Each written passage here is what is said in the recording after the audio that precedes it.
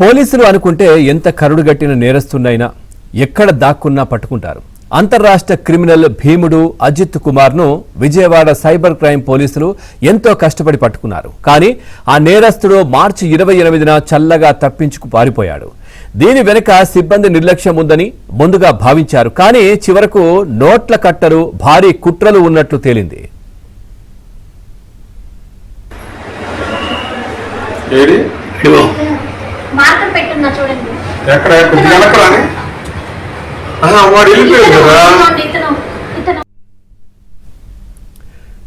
ఏలూరు జిల్లా పెదబేగి మండలం నాగన్నగూడెం గ్రామానికి చెందిన భీముడు అజిత్ కుమార్ మోసాలకు అలవాటు పడ్డాడు.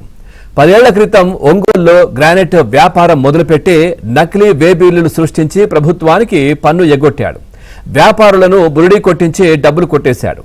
గ్రానైట్ వ్యాపారి పేరుతో క్యాబ్లు బుక్ చేసుకోవడం, డ్రైవర్లతో పరిచయాలు పెంచుకోవడం, డబ్బులు ఎరవేసి సిమ్ కార్డులు కొనించడం, వారి బ్యాంకు ఖాతాలకు మోసాల డబ్బు జమ చేయించుకుని సిమ్ తీసి పారేయడం, ఇది అతని చీటింగ్ స్టైల్. ఎటకేలకు ప్రకాశం జిల్లా పోలీసులు కేసు నమోదు చేసి 2018లో అజిత్ను అరెస్ట్ చేసి ఒంగోలు జైలుకు తరలించారు. జైలు వార్డెన్లకు డబ్బులు ఆశ చూపించి అనారోగ్యం పేరుతో ఆసుపత్రికి వెళ్లి పరారయ్యాడు. అక్కడ అజిత్ను అర్ధరాత్రి ఆసుపత్రికి తీసుకువెళ్లిన జైలు వార్డర్లు ఇద్దరిని అధికారులు సస్పెండ్ చేశారు. తర్వాత కొన్నాళ్లకు వేర్వేరు ప్రాంతాల్లో పోస్టింగ్ ఇచ్చారు.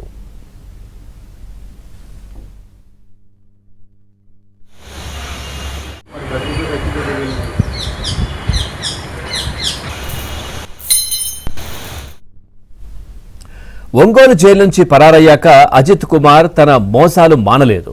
OLX నే వేదికగా మార్చుకున్నాడు. ఆ వెబ్సైట్లో కార్ల అమ్మకాల కోసం ఫోటోలు పెట్టేవారిని సంప్రదించి తాను ఏజెంట్ అని పరిచయం చేసుకునేవాడు. కొనుగోలు, అమ్మకాల పేరుతో లక్షలు కొట్టేశాడు. ఇలా ఆంధ్రప్రదేశ్, తెలంగాణ, తమిళనాడు, కర్ణాటకలో అతనిపై 32 కేసులు నమోదయ్యాయి.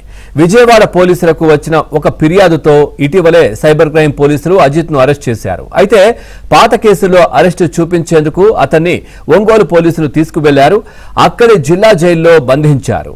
తమ పోలీస్ స్టేషన్లలోనూ అజిత్ పై మోసం కేసు నమోదైందంటూ తెనాలి పోలీసులు అతన్ని పీటీ వారెంట్ పై తీసుకువెళ్లారు. గ్రేట్ ఎస్కేప్ కు అక్కడే నాంది పడింది. తెనాలి జైల్లో మరమ్మత్తు పనులు జరుగుతున్నాయి.